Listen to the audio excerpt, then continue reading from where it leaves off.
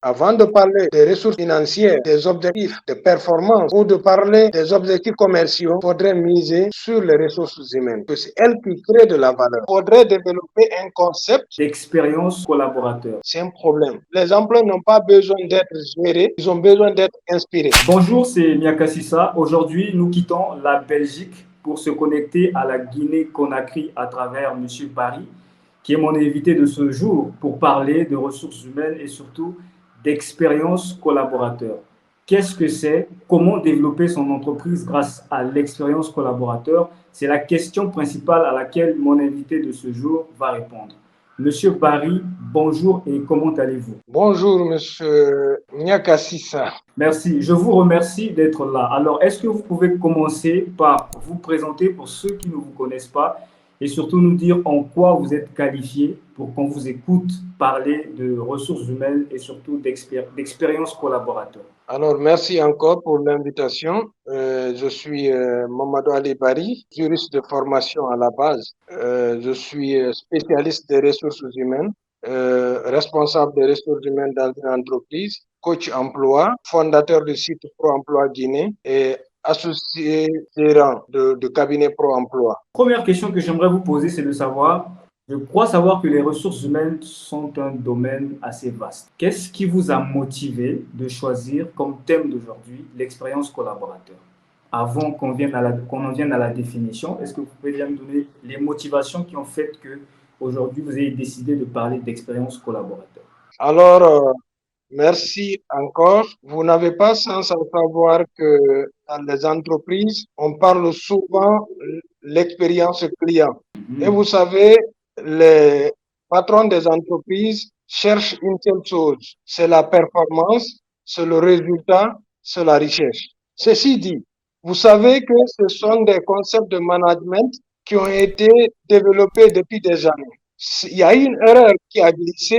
Les entreprises ont pensé que l'expérience client pourrait amener la performance au sein des entreprises. Mais en réalité, c'est tout autre. Aujourd'hui, quand vous prenez le best-seller de Vinette Neymar, il dit clairement que les employés d'abord, les clients ensuite. Cela veut tout dire. Ça veut dire quoi?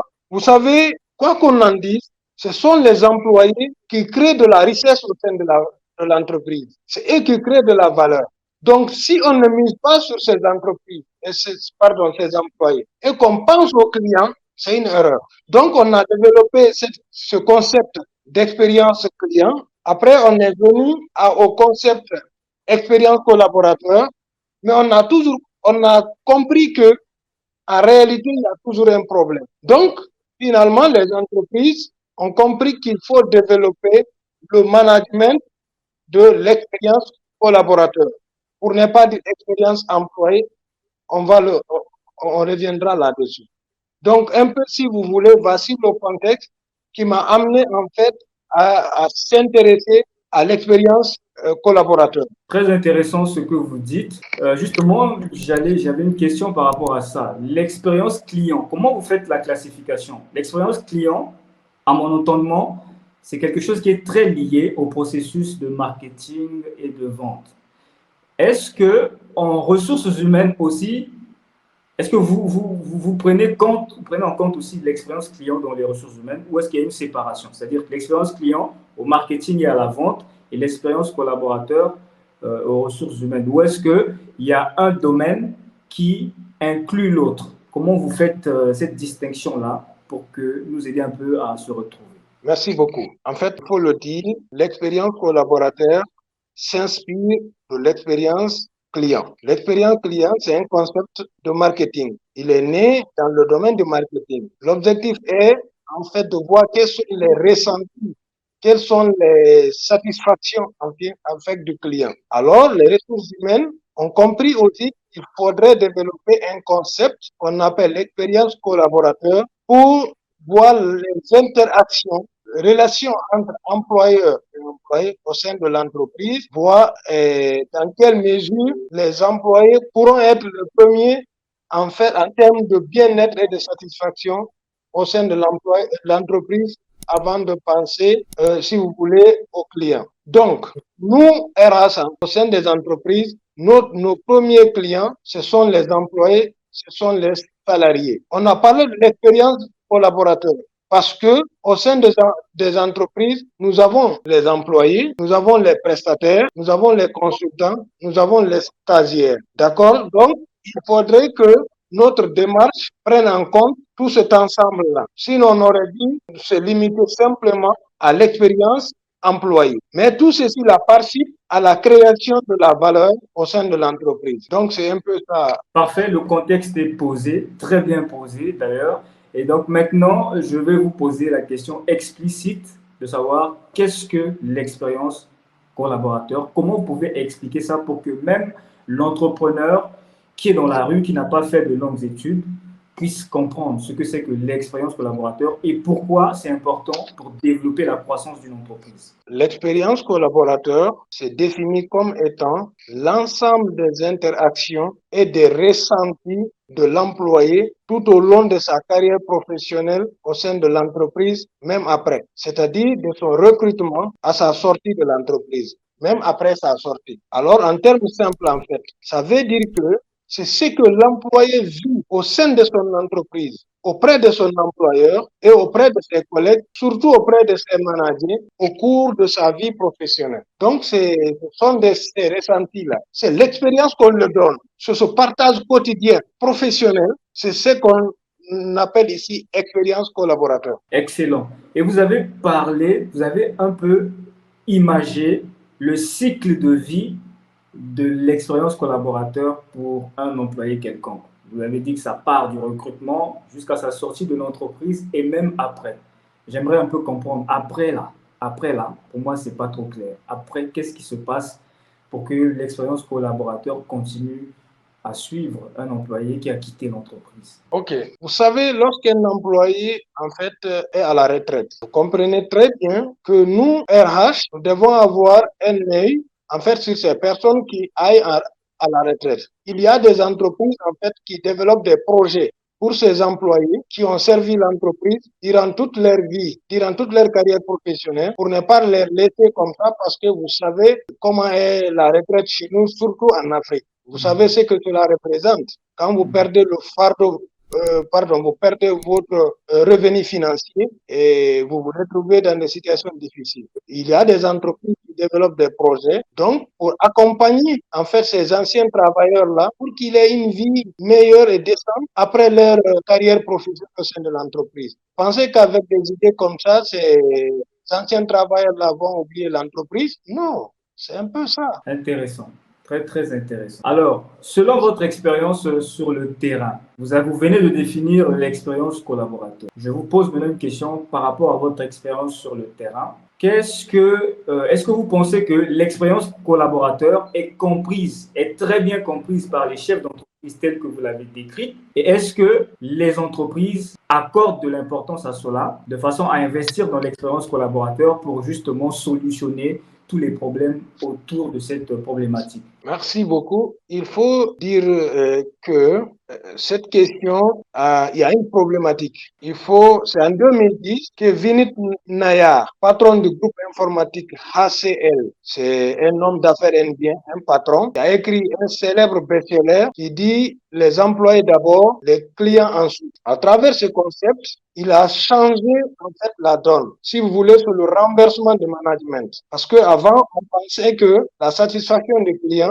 simplement la cause ou c'est ce qui pourrait générer la performance. Donc, les patrons des entreprises sont restés longtemps dans ce paradigme-là. Ils n'avaient pas compris qu'il fallait changer. Mais à travers ce vétérinaire qui a permis à reclasser son entreprise et le groupe informatique HCL, né dans un garage en Inde, est devenu l'une des meilleures entreprises informatiques au monde. À travers le concept employé d'abord, client ensuite. Comment il l'a fait? C'est assez important. Il s'est assis, il a dit, il faut développer une culture d'entreprise fondée sur la transparence, notamment la transparence financière, la confiance, mais aussi le dialogue, ok? Avec le management collaboratif. Donc, vous verrez à ce niveau-là, le paradigme a changé sur le renversement du management. Donc, il a fait si vous voulez, c'est un grand orateur. Il a fait ce livre, il a communiqué, il a fait l'expérience chez lui et ça a été une bombe dans le monde du management et que beaucoup d'entrepreneurs et beaucoup d'entreprises aujourd'hui, en fait, ont compris qu'il faut changer fusil d'épaule et essayer de pratiquer ce type de management. Aujourd'hui, on a un problème. Beaucoup ne comprennent pas. Les managers, beaucoup disent, faites ce que je vous dis, et puis voilà, ça se passe pas comme ça. Celui qui crée de la valeur, on doit l'écouter. Il doit donner son point de vue. Il doit avoir cet espace-là où ses ressentis seront compris, acceptés, d'accord, et aller dans une dynamique de construction pour que l'entreprise gagne et que les travailleurs gagnent. Voilà. Parfait. Maintenant, est-ce que vous êtes en train de nous dire que ce monsieur, l'Indien dont vous nous avez parlé, est le fondateur de l'expérience collaborateur, de ce concept? Non, le concept est né aux États-Unis, okay. D'accord? Mais il a permis, en fait,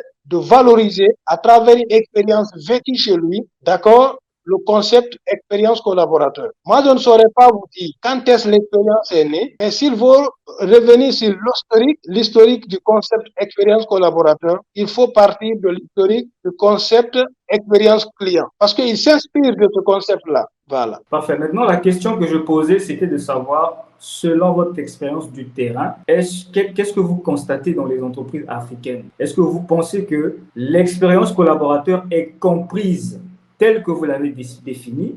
Et est-ce que les chefs d'entreprise investissent dans cela? Est-ce qu'ils font le nécessaire pour soigner leur expérience collaborateur ou est-ce que c'est laissé à la traîne parce que les gens ne comprennent toujours pas? D'accord. Aujourd'hui, le constat est que cette question n'est pas suffisamment comprise par le management ou les chefs d'entreprise. Mais il y a des travaux qui se font pour les amener à comprendre qu'aujourd'hui, le principal succès de l'entreprise, c'est l'expérience collaborateur. Parce que c'est l'employé qui crée de la richesse. Alors, il nous appartient, RH, de venir auprès des chefs d'entreprise pour leur faire comprendre que aujourd'hui, l'expérience collaborateur est la source de la performance sociale de l'entreprise, par conséquent, source de la performance financière et économique au sein de l'entreprise. Ça évolue petit à petit. Quelles seraient les différences fondamentales entre une entreprise où l'expérience collaborateur est forte et une entreprise où l'expérience collaborateur est médiocre ou faible? Pour que les gens, c'est une autre manière de vous demander l'importance de cela, parce que je pense qu'il faut insister là-dessus si on veut que les gens comprennent. Monsieur Nyakassissa, prenez simplement quelqu'un qui est content dans son milieu de travail et quelqu'un qui n'est pas content. Quel serait le résultat de ces deux personnes? Je vous donne un exemple. Lorsque vous étudiez l'engagement des employés au travail, une classification a été définie. Nous avons des employés normatifs, nous avons des employés instrumentaux. Ensuite, nous avons des employés, si vous voulez, des employés motivés. Les employés normatifs, ce sont ces employés-là qui viennent travailler dans le cadre de leurs obligations professionnelles. Ils font ce qu'on leur a demandé de faire, ils se limitent là. Les emplois instrumentaux, ce sont des employés toxiques. C'est des employés qui sont découragés. Ce sont des employés en fait qui sont là parce qu'ils n'ont pas trouvé où aller. Ceux-ci-là, ils sont nocifs pour l'entreprise. Posez-vous la question pourquoi ils sont nocifs pour l'entreprise. Il y a des employés en fait qui sont motivés. Ce sont des employés qui se reconnaissent au sein de l'entreprise. C'est-à-dire que ça ne tient à rien. C'est un peu comme le genre de management transformationnel. D'accord? Ils n'attendent pas un retour, une contrepartie pour qu'ils soient à la disposition de l'entreprise. Ces employés-là se donnent. Ils sont des ambassadeurs de l'entreprise. Alors, à ce niveau, pour revenir un peu à votre question, quand vous avez ces trois types d'employés au sein de votre entreprise, vous devez travailler pour que le pourcentage des employés motivés et engagés soit beaucoup plus élevé que les deux autres pourcentages. À défaut de ne pas avoir ça, ayez la capacité de faire en sorte que les employés soient normatifs. Alors, mais tout ça découle de quoi? Lorsque vous prenez le management à l'interne, le système classique, c'est-à-dire que la subordination, la hiérarchie, ce sont des concepts aujourd'hui qui doivent évoluer. Si la subordination, elle est beaucoup plus dure, stricte, vous venez le soir, vous ne devez pas vous déplacer, vous devez rien faire, vous restez là, c'est un problème. Les emplois n'ont pas besoin d'être gérés, ils ont besoin d'être inspirés. Il faut aller dans ce sens-là. Ça, c'est le premier aspect. L'autre aspect, en fait, c'est quoi? il faudrait que ces employés-là... Quand vous coupez vraiment, vous allez me permettre, juste pour ajouter un peu sur l'aspect que vous avez évoqué là. Une fois, j'étais dans une entreprise et il y a une responsable, je pense, de la paye. Je pense qu'elle est chargée de paye dans l'entreprise. Elle se plaignait qu'il y a une partie du travail qu'elle peut faire à la maison.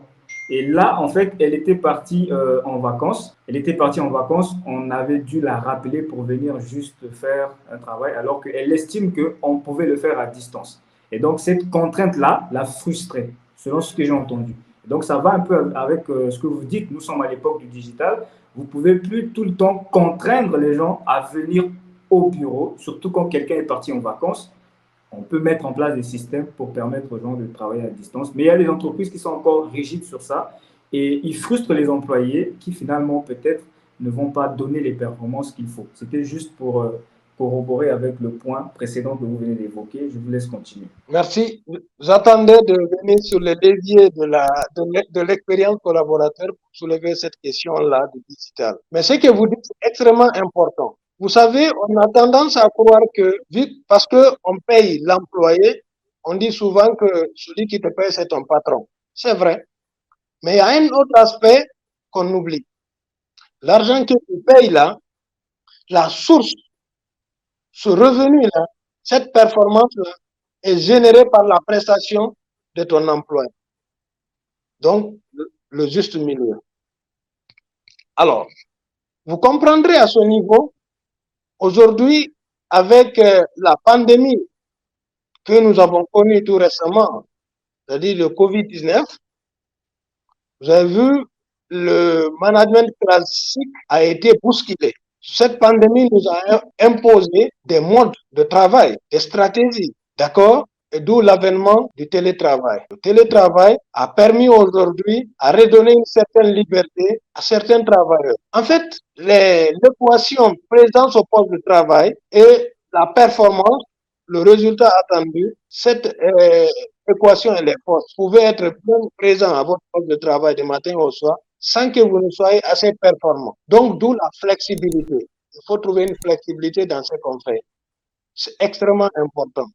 Tout ça, ça rentre un peu dans le cadre de la motivation, de l'engagement des employés et surtout de bien-être au travail. Parce que si l'employé ne trouve pas que le milieu du travail, il est beaucoup plus ragaillardi, c'est un espace qui le plaît, plus que presque à la maison, il se sentira toujours gêné d'être là. Et quand il est frustré, stressé, il ne pourra rien donner. Voilà. Très intéressant ce que vous dites. Et j'ai retenu quelque chose lorsque j'ai insisté sur le fait que vous reveniez sur l'importance de l'expérience collaborateur pour que les gens comprennent. Vous m'avez dit, prenez un exemple où vous avez un employé qui est content et un employé qui n'est pas content.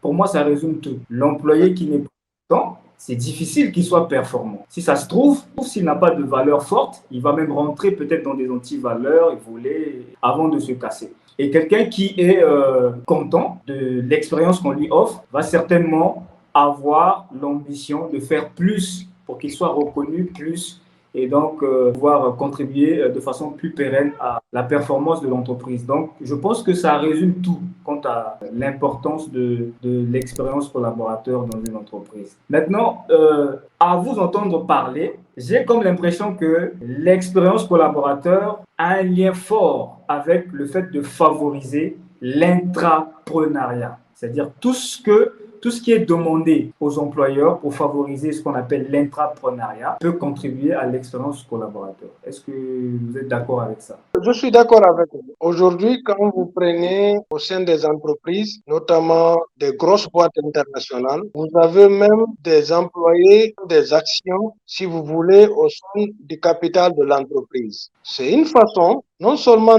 de fidéliser et de maintenir ces employés-là au sein de l'entreprise, mais de l'autre côté, c'est une responsabilisation totale qui se dégage là. D'accord? Lorsqu'un employé fait un parcours élogieux, on le récompense à travers des actions, des intéressements comme ça inspire les autres, n'est-ce pas? Ça, c'est un premier aspect qui est extrêmement important pour l'employé. Deuxième chose, ce qu'il faut dire, il y a des entreprises aujourd'hui qui permettent à leurs employés, d'accord, de s'inscrire dans une dynamique leur permettant en fait d'entreprendre sur autre chose, bien qu'ils soient des employés, n'est-ce pas, mais qu'ils ne rentrent pas dans une logique de la concurrence déloyale. Parce que vous savez, avant, lorsque vous êtes employé, dès que vous entreprenez quelque chose, tout de suite, vous devenez une cible à abattre. Vous dites que vous avez volé de l'argent ou vous êtes en train de faire la concurrence déloyale. Voilà, on parle de tout et de rien. Mais aujourd'hui, cette flexibilité permet aux employés d'avoir cette confiance. D'accord? Ils permettent aux employés d'oser, d'entreprendre et que leur employeur soit informé de ça. S'ils n'accompagnent pas, ils ne trouvent pas d'inconvénient. Tout ça nous amène à dire que le milieu de travail doit être un milieu de bien-être social et professionnel. Donc, c'est un peu ça, quoi. Parfait, parfait. Donc là, vous avez parlé plutôt de l'entrepreneuriat et moi, je parlais de l'intrapreneuriat, c'est-à-dire qu'un employé qui vient, mais qui adopte une attitude d'entrepreneur dans l'entreprise où il est arrivé. C'est-à-dire qu'il va essayer d'innover, il va pas s'arrêter à ce qu'on lui dit. Il va essayer de voir des erreurs, il va essayer de créer de nouveaux process, il va essayer de... C'est ça qu'on appelle l'intrapreneuriat. Et à vous écouter, il faut avoir une expérience collaborateur forte pour permettre aux gens d'avoir ce courage-là, de pouvoir changer des choses de façon positive, de pouvoir prendre de l'action et ne pas attendre les leaders. L'intrapreneuriat, l'entrepreneuriat au sein de l'entreprise où tu travailles et non ce que tu fais. Ok, merci. En fait, je suis très content pour cette question. Vous savez, moi, quand je rédige les fiches de poste, lorsque vous venez au niveau des missions attendues et les activités à réaliser, il y a une partie que je développe, c'est l'autonomie. Lorsque vous êtes un manager, l'autonomie, la prise d'initiative sera évaluée. Si vous êtes un directeur général, je vous évaluerai à 80%. C'est-à-dire que ce qui est sur votre fiche de poste, on vous évalue à 10%. Mais vos actions, vos initiatives, votre valeur ajoutée, basée sur la dynamique du changement, de ce que vous allez apporter, un sang neuf au sein de l'entreprise, c'est ce qui est beaucoup plus important. Vous comprenez? Il ne faut pas aller sur, si vous voulez, dans une logique de léthargie. Restez là où vous avez trouvé les choses, c'est un problème. Il faut innover. Il faut aller dans l'innovation. C'est un concept qui est beaucoup développé dans l'expérience collaborateur. Moi, je pense que même le technicien de surface doit innover. Quand il vient le matin, aujourd'hui, il lave les toilettes, il trouve que derrière, ceux qui rentrent salissent les toilettes, alors qu'il lave, il doit venir proposer pour lui écouter. J'ai constaté que j'ai observé que les employés, après, à chaque fois que je nettoie, viennent, salir. Peut-être il faut attendre 5 minutes que les toilettes sèchent et puis après, ils viennent utiliser les toilettes ou bien prendre des tapettes, rentrer. C'est un exemple. Mais il faut aller dans l'innovation. Aujourd'hui, le monde est guidé par l'innovation, surtout à l'ère digitale. OK? Ah, c'est intéressant. Donc, l'expérience collaborateur, c'est une fonction des ressources humaines. C'est bien ça. C'est une fonction des ressources humaines. Bien. Ça veut dire qu'un entrepreneur, pour pouvoir, qui veut consciemment gérer cet aspect, parce que vous l'avez dit, hein, dans beaucoup d'entreprises, c'est-à-dire qu'on n'est pas au courant forcément qu'on fait de l'expérience collaborateur ou pas. Parce que la réalité, c'est que l'entrepreneur ou le chef d'entreprise qui a son entreprise, même s'il n'est pas conscient du concept d'expérience collaborateur, il fait de l'expérience collaborateur. Il a une expérience collaborateur. Il y a juste beaucoup plus de force qu'elle soit médiocre, puisqu'il n'en est même pas conscient. Ouais. Donc maintenant, l'entrepreneur qui veut gérer cet aspect de façon consciente, qu'est-ce qu'il doit faire? Il doit forcément se rapprocher d'un expert en ressources humaines. Parce que quand je pose cette question, j'imagine que tous les entrepreneurs ne sont pas au même stade de leur développement. Il y a des entrepreneurs qui ont atteint un niveau où ils ont des grandes équipes et les ressources financières ou toutes sortes de ressources pour eux ne sont pas un problème. Donc, ils peuvent s'engager avec des experts et tout. Mais pour l'entrepreneur qui vient de commencer, peut-être qui est seul, est-ce qu'il doit s'exclure de ce concept jusqu'à ce qu'il atteigne un certain niveau? Ou est-ce qu'à son stade, il y a quelque chose qu'il doit comprendre? Voilà, je voulais un peu qu'on situe, parce que les personnes qui nous suivent peuvent être à des niveaux différents. Merci beaucoup. Vous conviendrez avec moi qu'on soit chef d'entreprise avec un effectif de 1000 ou 2000 personnes ou 500 personnes, ou qu'on soit une start-up, vous êtes tous des entrepreneurs. C'est à des niveaux, c'est à des degrés différents. Et à chaque niveau, il y a des collaborateurs. Ouais, je me dis à ce niveau, qu'on soit entrepreneur débutant, j'appelle ça comme ça, ou qu'on soit chef d'entreprise, on a toujours besoin de l'expérience collaborateur. Je vais vous le dire. Quand vous prenez aujourd'hui l'entrepreneur, forcément, il a des interactions. Il y aura des interactions entre lui et ses clients ou collaborateurs. Donc, on va ramener la question sur l'expérience personnelle de l'entrepreneur vis-à-vis de ses clients, vis-à-vis de ses, si vous voulez, collaborateurs. D'accord? Lorsque vous avez des collaborateurs ou vous interagissez avec des consultants, vous interagissez avec des partenaires, vous devez avoir une bonne conduite. Vous devez leur montrer que vous avez des valeurs. Parce que l'expérience du collaborateur, ce sont des éthiques, ça relève de l'éthique, n'est-ce pas? Non pas des normes établies, si vous voulez, sur le plan légal ou réglementaire. Quand vous avez des partenaires, si vous ne les expliquez pas, il va sans dire qu'ils vous lâchent, n'est-ce pas? Et ça, vous en avez besoin pour développer votre business. Donc, lorsque vous leur dites que nous allons nous rencontrer pour échanger sur une thématique donnée, sur un partenariat, vous ne devez pas leur montrer que tout de suite que vous, c'est l'argent qui vous intéresse. Vous devez montrer que c'est vrai que l'argent vous intéresse, mais les humains d'abord. Il y a des valeurs qui vous importent, il y a des valeurs que vous mettez de l'avant, il y a des valeurs qui vous caractérisent que vous ne pouvez pas monnayer. Ça, c'est extrêmement important. Donc, cette question rentre dans le cadre de l'expérience personnelle, mais qui débouchera à l'expérience client. En tous les cas, ce sont des interactions professionnelles. Il est extrêmement important que ces interactions-là soient basées sur des fondements solides, sur la confiance, la transparence et le dialogue. Merci. Très, très, très intéressant. Et donc là, finalement, il y a un lien fort qui est là, c'est-à-dire que l'expérience collaborateur se base sur les soft skills. Est-ce que vous pouvez aussi valider cela? Il faut vraiment des soft skills là. C'est-à-dire que justement, les hard skills vont t'aider à faire ton métier. Mais les soft skills, là, c'est ça qui va te permettre de construire cette expérience-là pour faire que les gens soient clients chez toi pendant longtemps ou que les gens travaillent chez toi pendant longtemps. Oui, en fait, vous savez, aujourd'hui, lorsque vous prenez l'expérience candidat, vous savez, il y a l'expérience candidat, l'expérience client, l'expérience collaborateur, d'accord? Lorsque vous prenez l'expérience candidat à travers le marché de l'emploi, il a été clairement indiqué que, et ça se justifie, que 80% de l'emploi est caché. En fait, quand vous parlez des techniques de recherche d'emploi, il y a deux types de marchés. Il y a le marché ouvert et le marché caché. Le marché ouvert, ce sont les annonces que vous voyez tous les jours sur les sites d'emploi, sur les salons d'emploi et au niveau de l'espace public. Maintenant, de l'autre côté, ce sont ces annonces qu'on ne publie pas, qui sont plus nombreuses. À ce niveau, les recruteurs ne cherchent pas fondamentalement le savoir-faire, c'est le savoir-être. Vous savez, avant de recruter quelqu'un, il faut connaître quelles sont ses valeurs, son comportement, qui sont extrêmement importants pour la mise en œuvre des missions qui lui seront confiées au sein de l'entreprise. Vous recrutez un employé qui est incompétent, à travers le développement de compétences, vous pouvez développer ses compétences. Mais vous recrutez quelqu'un qui est malhonnête, quel que soit ce que vous faites, il est malhonnête, il restera malhonnête. Donc, les chefs d'entreprise ne veulent pas s'entourer de ces personnes comme ça. Vous avez vu? Donc, c'est pourquoi on mise beaucoup plus sur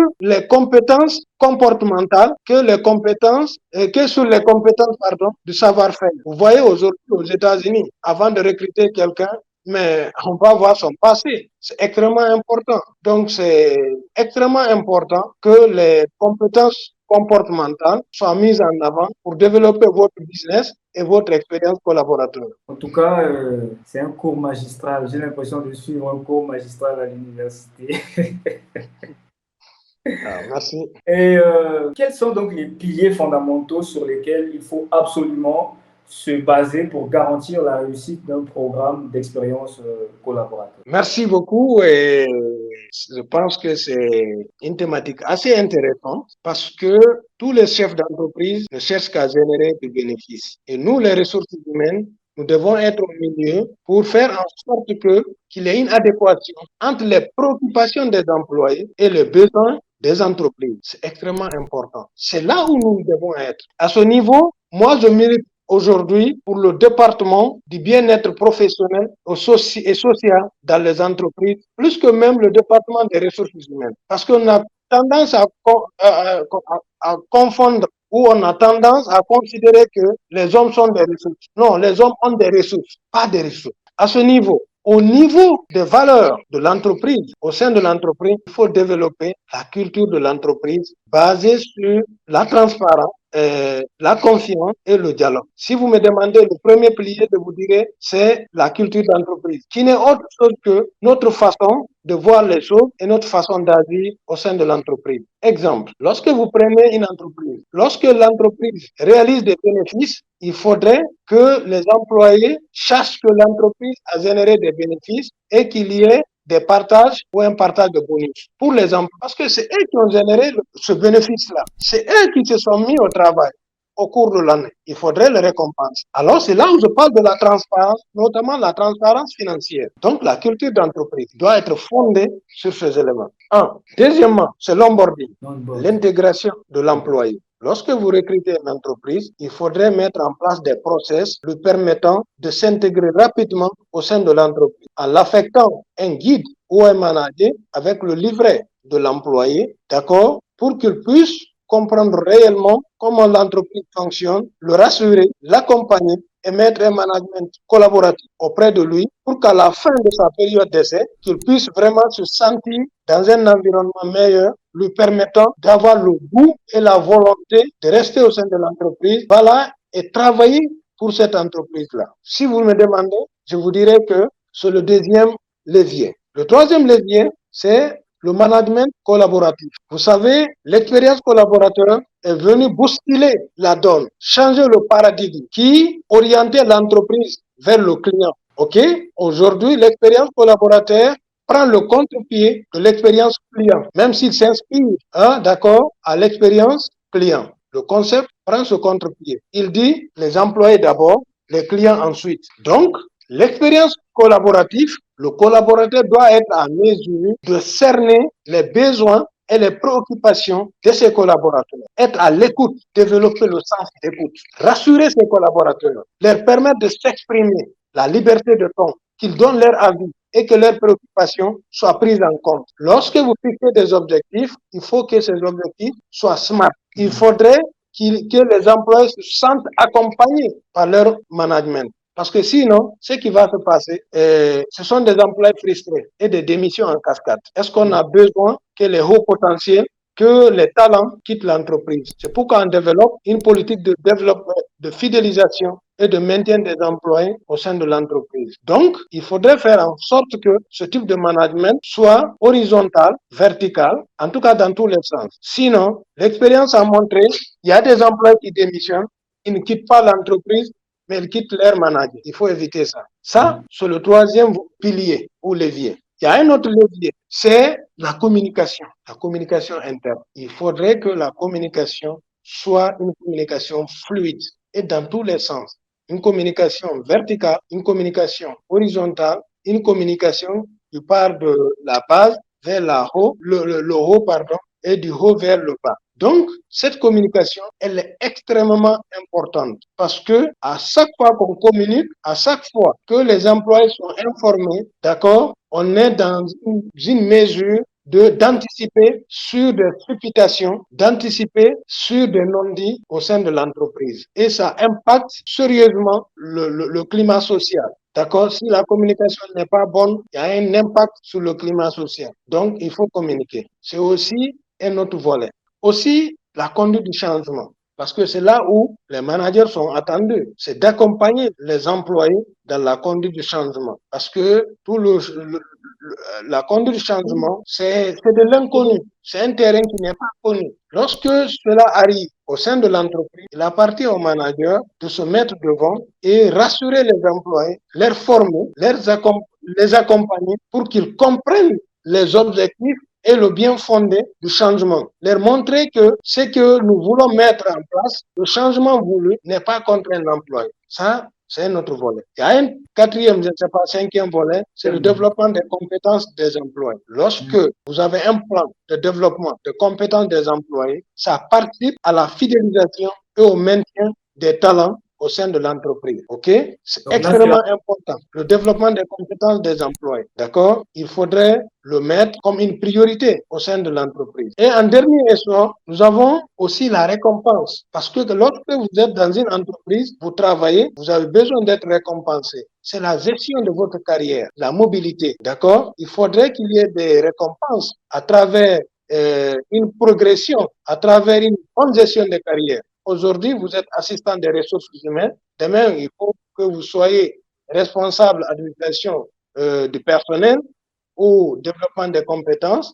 Et après, directeur des ressources humaines, ainsi de suite, ainsi de suite. Moi, je pense que c'est de cette manière-là que l'expérience collaborateur pourra voir le jour au sein des entreprises. Intéressant. Et une fois établi un programme d'expérience collaborateur en fonction des piliers que vous avez cités, comment on fait pour mesurer le succès? Très bien. Vous savez, au début, je vous ai parlé de 3 types d'employés, n'est-ce pas? Lorsque vous parlez de l'engagement de l'employé, il y a des entreprises qui organisent des enquêtes sociales au sein dans les différentes entreprises, en fait. Il y a ces enquêtes sociales-là qui sont organisées de manière anonyme. Ça donne la possibilité aux employés de s'exprimer de manière anonyme, leur ressenti et sur le fonctionnement de leur entreprise. Donc, à partir de là, on peut mesurer l'engagement des employés qui débouche en fait à l'expérience collaborateur. Parfait. C'est-à-dire qu'il faut faire des enquêtes auprès des employés pour recueillir un certain nombre d'informations qui va permettre d'évaluer si la problématique initiale est en train d'être résolue ou pas. Voilà. Mais est-ce que, bien avant ça, est-ce qu'on fixe des KPI au moment où on met en place la stratégie? Est-ce qu'on fixe des KPI bien avant le fait de mettre en place des surveilles? Parce que même quand on va mettre des surveilles vont nous permettre seulement, disons, les enquêtes vont nous permettre seulement de recueillir l'information. Mais après, il va falloir prendre des décisions informées en fonction de ces informations-là. Et je pense que là, on a besoin des indicateurs de performance. Est-ce que c'est ça ou... Oui, en fait, quand vous prenez en fait le climat social, d'accord? Le climat social, c'est quelque chose qui est la plus fondamentale en fait au sein de l'entreprise. Il est facile de mesurer si le climat social est bon ou pas. Parce que vous savez, il y a des entreprises souvent qui se retrouvent dans des grèves, ça et là. Et pourquoi? Parce que il y a des problèmes qui n'ont pas été réglés ou qui n'ont pas pu être réglés au sein des entreprises. Est-ce que quand ces problèmes-là ont été identifiés, est-ce qu'ils ont été réglés? Donc, c'est un élément qui est extrêmement important. À chaque fois que vous identifiez un problème au sein de l'entreprise, il faut le régler. Je prends un autre exemple. Il y a dans la politique de recrutement, on dit que le recrutement, quand un poste est disponible au sein de l'entreprise, il y a un poste vacant. L'avis à candidature, la priorité est donnée aux employés internes, n'est-ce pas? Vous devez voir en tant que chef d'entreprise ou directeur des ressources humaines, est-ce que cette politique est respectée parce qu'elle a été élaborée, elle a été validée par la direction générale? OK? C'est devenu une norme au sein de l'entreprise. Donc, lorsque cette politique-là, elle est développée, vous devez recruter, vous devez forcément miser sur l'avis à candidature interne avant de lancer votre avis à l'externe. Donc, il y a des alertes à ce niveau. Quand vous ne faites pas ce travail-là, ça va amener des frustrations au sein de l'entreprise, n'est-ce pas? Et vous serez très à l'aise à mesurer ces éléments-là, prendre des mesures pour changer cette donne-là. Parce que si vous ne le faites pas, de ressenti à ressenti, c'est des problèmes qui vont naître, n'est-ce pas? C'est un élément palpable. Donc, une autre façon de mesurer, c'est tout simplement de regarder l'entreprise. Personne ne se plaint. Voilà, c'est que ça fonctionne. Oui, il y aura toujours des plaintes en fait. Mais est-ce que les plaintes qui sont exprimées, ce sont des plaintes majeures ou ce sont des plaintes réellement fondées? Parce qu'il y a aussi des plaintes subjectives. L'entreprise aussi doit se développer et ne doit pas rester dans les logiques des revendications subjectives, d'accord? Mais vous devez regarder tout, surtout ce qui concerne le bien-être des travailleurs au sein de l'entreprise, que ces piliers-là sont pris en compte et que voilà, l'entreprise évolue. C'est un peu ça. Maintenant, peut-on investir dans l'expérience collaborateur avec des attentes sur le court terme ou est-ce que l'expérience collaborateur est à strictement considérée comme une stratégie de croissance sur le long terme? Moi, je pense que l'expérience collaborateur, c'est d'abord le quotidien, sur le court terme et sur le long terme, n'est-ce pas? Parce que tout ce que vous devez faire, c'est de faire en sorte que l'acte que vous posez aujourd'hui au quotidien va dans le sens de la stratégie de l'entreprise à long terme. Lorsque vous dites votre stratégie, d'accord, c'est la fidélisation et le maintien des talents au sein de l'entreprise, il faut de jour en jour développer des techniques et des pratiques qui vont dans ce sens-là, n'est-ce pas? Donc pour moi, c'est le quotidien sur le court terme et sur le long terme. Maintenant, quelles sont les tendances actuelles en matière d'expérience collaborateur qu'un entrepreneur ne peut pas se permettre de négliger aujourd'hui? Vous savez, aujourd'hui, la direction des ressources humaines doit mettre à la disposition de l'entreprise des employés engagés, motivés et épanouis. Vous devez tout faire pour que vos employés soient engagés et motivés. Vous devez tout faire pour éviter les frustrations. Il y a des entreprises, notamment dans les entreprises minières, un seul jour de grève, c'est des milliards dans l'eau. Donc, si vous me demandez, la question de l'engagement des employés au travail doit être au centre des préoccupations des dirigeants des entreprises. Et quels sont les problèmes que vous avez identifiés qui freinent, selon vous, le développement d'une entreprise en Afrique?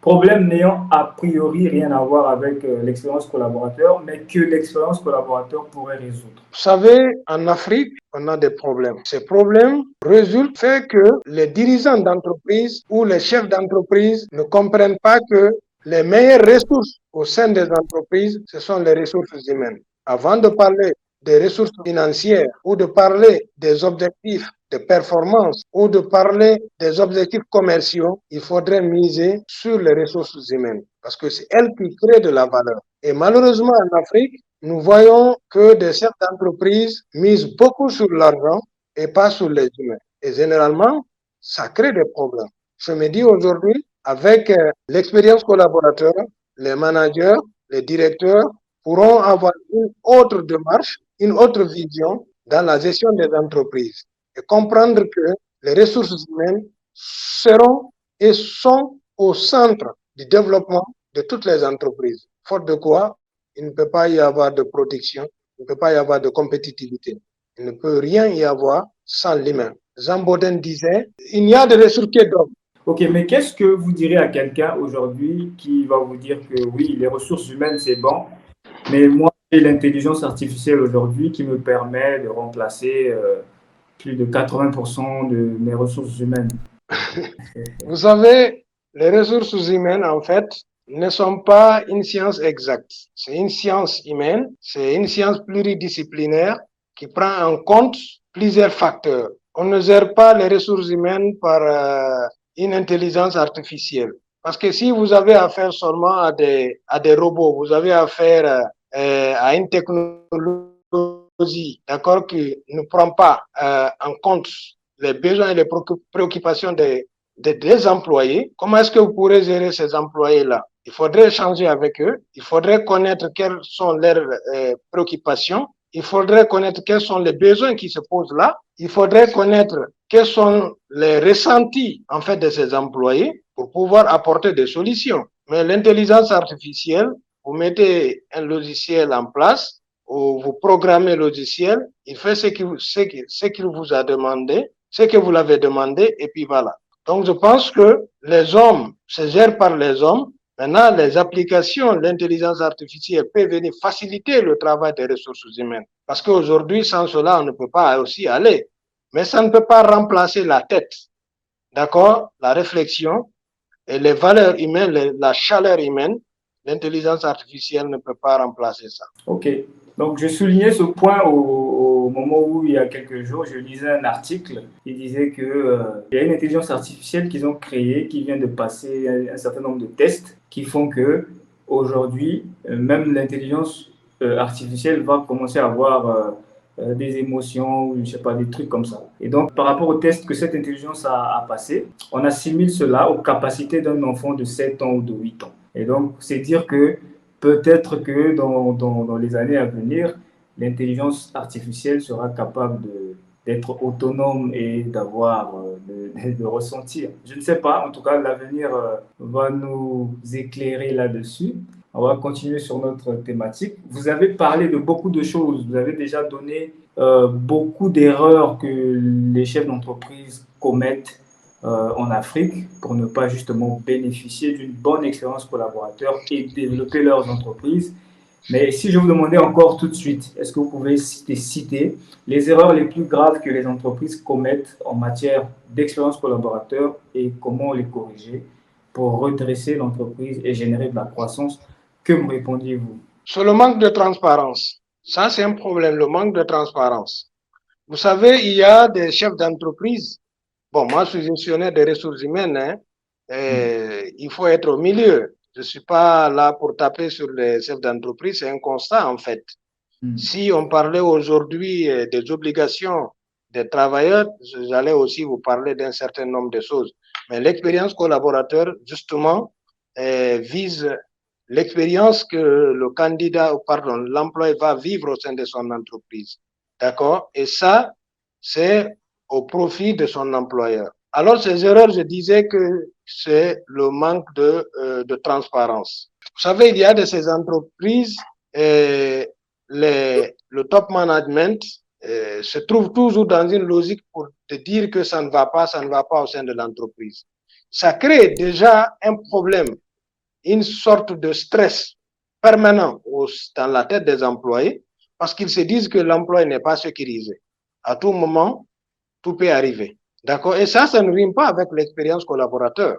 Vous comprenez? Ça, c'est une erreur fatale qu'il faudrait éviter.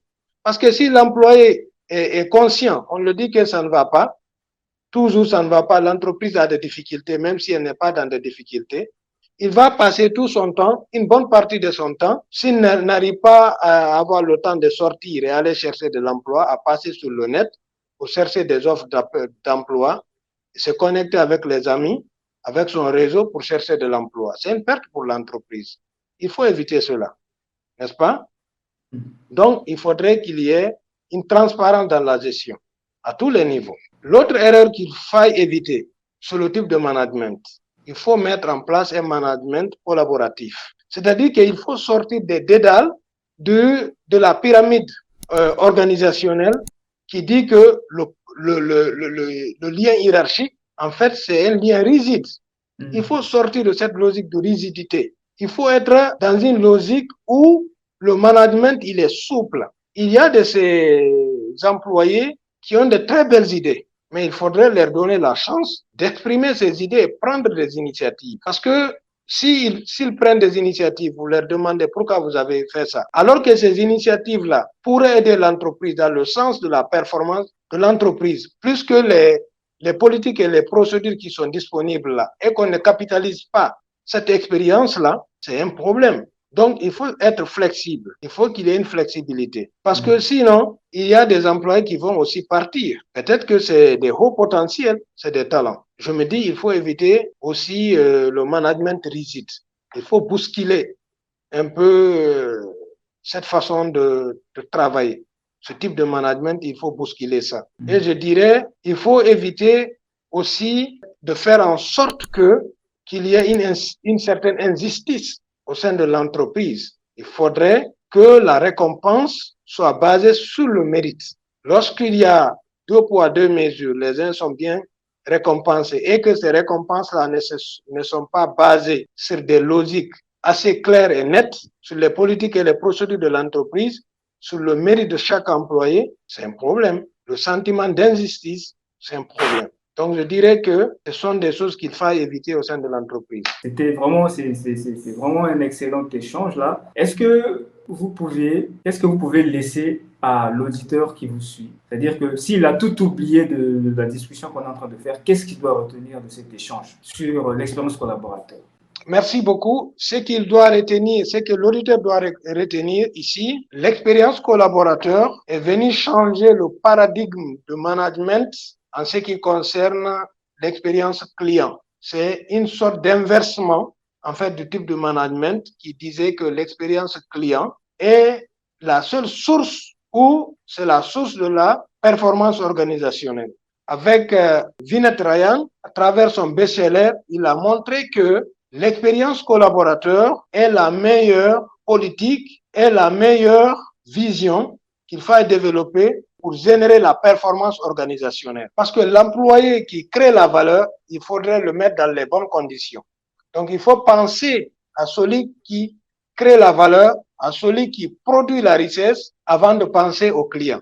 Ça, c'est la première chose qu'il faut retenir. Deuxièmement, il y a ce qu'on appelle la marque employeur. Ça, c'est la réputation de l'entreprise. Et cette réputation doit commencer à l'interne de l'entreprise. Et pour ça, il faut valoriser l'expérience collaborateur. Le chauffeur d'un véhicule, le chauffeur des entreprises, c'est une sorte de vitrine de l'entreprise auprès des clients dehors. S'il parle mal de l'entreprise, c'est quelque chose qui va impacter forcément la marque employeur de l'entreprise, la réputation de l'entreprise. Il faut aussi retenir ça. Donc, les premiers clients des ressources humaines et même de la direction générale par extension au sein de l'entreprise, c'est les employés, c'est l'expérience collaborateur. Ce sont ces employés, ce sont les premiers clients.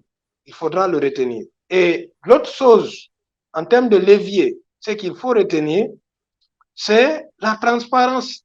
C'est la culture de l'entreprise qu'il faille bâtir sur la transparence, sur la confiance que vous portez sur vos collaborateurs et les dialogues. Il faut communiquer avec les employés. Il faut récompenser les employés. Il faut former les employés. Il faut développer des politiques de maintien et de fidélisation des employés au travail. Il ne faudrait pas être ce manager qui dicte, mais il faudrait être ce manager qui inspire.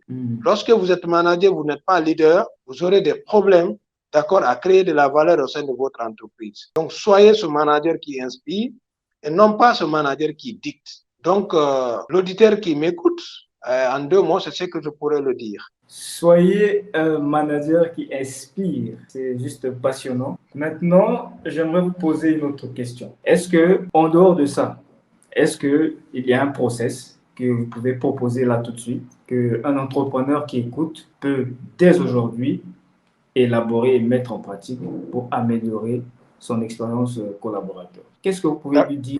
Un ABC rapide qu'il pourrait mettre en pratique tout de suite. D'accord. Je prends par exemple pour l'entrepreneur, disons chef d'entreprise. En ce qui concerne le recrutement, c'est d'utiliser l'expérience candidat. Ça commence là. C'est-à-dire que le candidat doit avoir de très bons ressentis, d'accord, doit avoir une très bonne expérience dans ses relations avec l'employé avant même qu'il ne soit employé au sein de votre entreprise. À travers vos échanges, à travers ce que vous le proposez, à travers les marques de votre entreprise. Ok? Il faudrait que l'expérience candidat soit une bonne expérience, soit une bonne réputation en fait pour l'entreprise.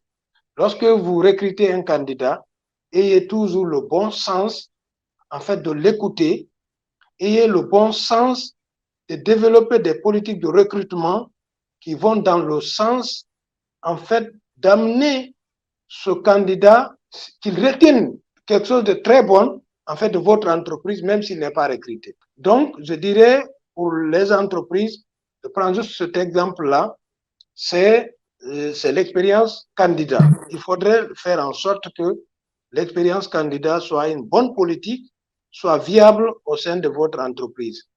Ça veut dire quoi? Vous ne devez pas recruter en mettant dans l'offre de recrutement, par exemple, des aspects qui ne respectent pas non seulement la loi, mais aussi dans le recrutement, vous ne devez pas aller dans le sens de violer certains droits ou de violer, d'offenser en fait le candidat que vous recrutez. Ayez toujours la bonne posture, la bonne manière, les bonnes approches, en fait, auprès du candidat, qu'il soit recruté ou pas. Donc, auprès des entreprises, c'est ce que je veux dire. Maintenant, de l'autre côté, pour quelqu'un qui n'a pas, en fait, entrepris, qui veut entreprendre, c'est simplement lui dire que dans sa démarche, il doit inspirer.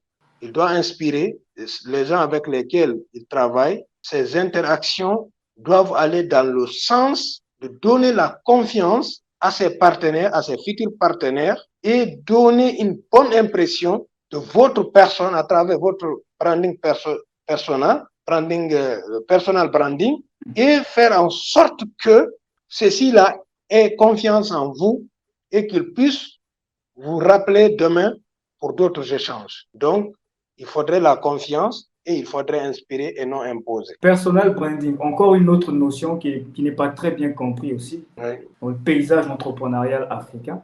Je vais encore vous poser une question. Quels sont vos conseils les plus précieux à l'endroit des entrepreneurs pour qu'ils ne soient plus hors jeu en matière d'expérience collaborateur?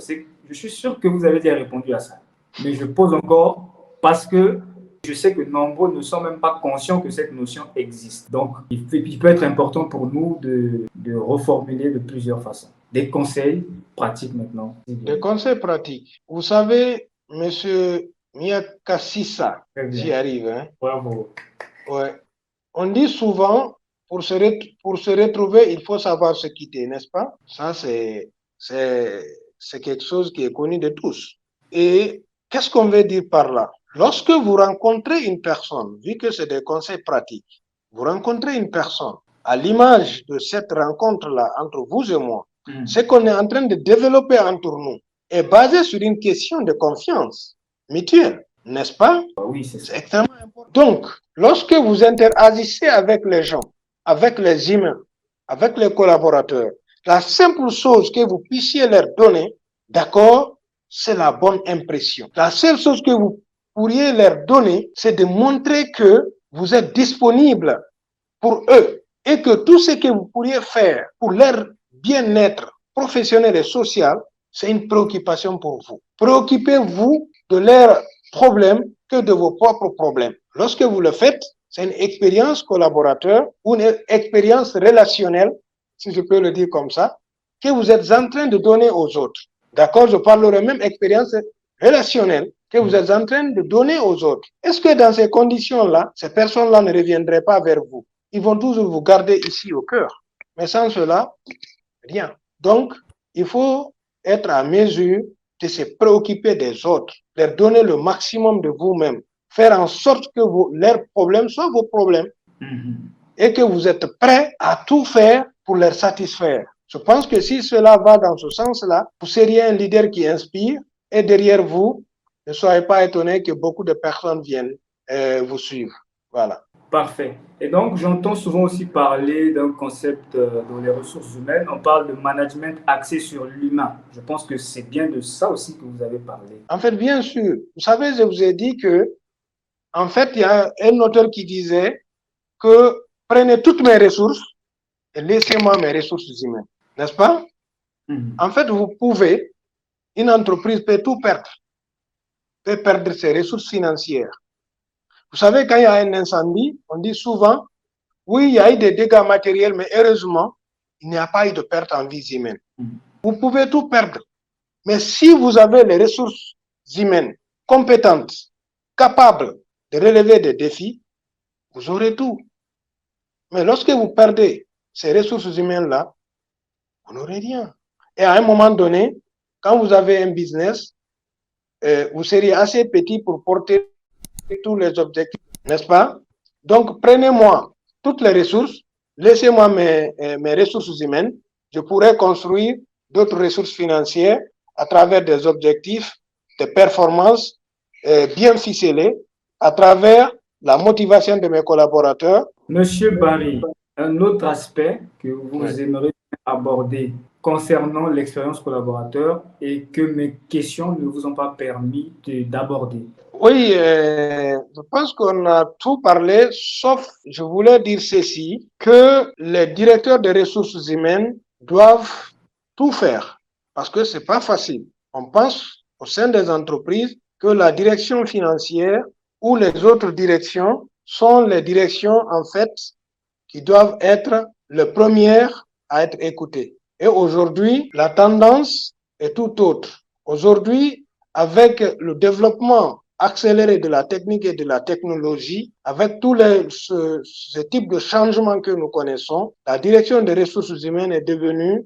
le business partner de la direction générale, le partenaire privilégié de la direction générale. Aujourd'hui, toutes les transformations sont opérées à travers les ressources humaines, parce qu'elles concernent les êtres humains. Donc, il faudrait que le top management comprenne que la direction des ressources humaines, c'est elle qui pilote la performance organisationnelle à travers l'humain, à travers la performance sociale.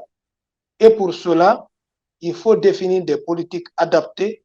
Il faudrait écouter, d'accord, les directions des ressources humaines qui sont à mesure de comprendre les préoccupations des employés. Parce que si elles ne sont pas réglées, on ne pourra pas faire quelque chose. Donc, il faut que la tendance soit inversée. Monsieur Barry, avez-vous une annonce à faire? Oui, d'abord, c'est de remercier M. Nyakasissa. C'est de demander à tous les professionnels des ressources humaines. C'est que moi, je ne sais rien en ressources humaines. Je suis qu'un petit Mamadou qui se débrouille là. Et à 6 mètres, il faudrait sortir les ressources humaines dans les tiroirs. Il faudrait aller sur l'espace public et l'espace médiatique, parler des ressources humaines. Parce que tout ce qu'on dira, tout ce qu'on fera, c'est l'homme qui crée de la valeur. Si les ressources humaines ne communiquent pas que les politiques doivent être développées, ce sont des politiques orientées sur l'humain d'abord, avant que ce soit des politiques technologiques et des politiques financières, que rien ne pourra marcher. C'est pourquoi nous enregistrons beaucoup en Afrique des entreprises qui tombent en faillite. C'est parce que ce sont les politiques réellement qui visent à prendre en compte les préoccupations de l'homme, les préoccupations des ressources humaines ne sont pas en fait développées, ne sont pas prises en compte. Donc, il faudrait que nous, RH, nous venions à la place publique et que nous essayions de partager nos connaissances, notre expérience avec les autres pour aider nos directeurs, pour aider les managers à comprendre réellement quels sont les enjeux réels des entreprises en ce qui concerne la performance sociale au sein des entreprises. Donc, c'est un peu ça, c'est ce message que j'ai à lancer. Intéressant. Et si les personnes ont besoin de vous, de vos services, qu'est-ce qu'elles pourraient faire pour entrer en contact avec vous? D'abord, j'ai un site qui est en ligne, pro-de6emploiguinée.com, où nous publions des annonces, nous publions des articles, d'accord, et bientôt nous allons nous attaquer à un autre domaine, publier des vidéos, bien entendu. Il y a l'adresse de notre site, notre adresse dans ce site-là, et il y a notre numéro de téléphone, d'accord? On pourra nous écrire à travers cette adresse. On pourra nous appeler au 628 18 23 36. On pourra nous voir sur Facebook, d'accord, sur Pro Emploi. Et puis, on pourra me voir Mamad Ali Bari sur LinkedIn. Donc, voilà un peu là où on pourrait nous rencontrer. Monsieur Barry, je vous remercie. Merci, c'est à moi de vous remercier. J'ai beaucoup appris. Moi, j'ai beaucoup appris personnellement. Et donc, c'était tout pour aujourd'hui. Si toi aussi qui as suivi cette vidéo, que cet échange t'a intéressé, n'oublie pas de cliquer sur j'aime, de partager et de laisser un commentaire au cas où tu penses que Monsieur Barry a oublié ou a omis de développer un point sur l'expérience client, ou si tu aimerais que Monsieur Barry revienne pour développer un autre aspect des ressources humaines, tu peux laisser un commentaire pour que nous puissions arranger cela. N'oublie pas de t'abonner pour les prochaines vidéos. Merci beaucoup.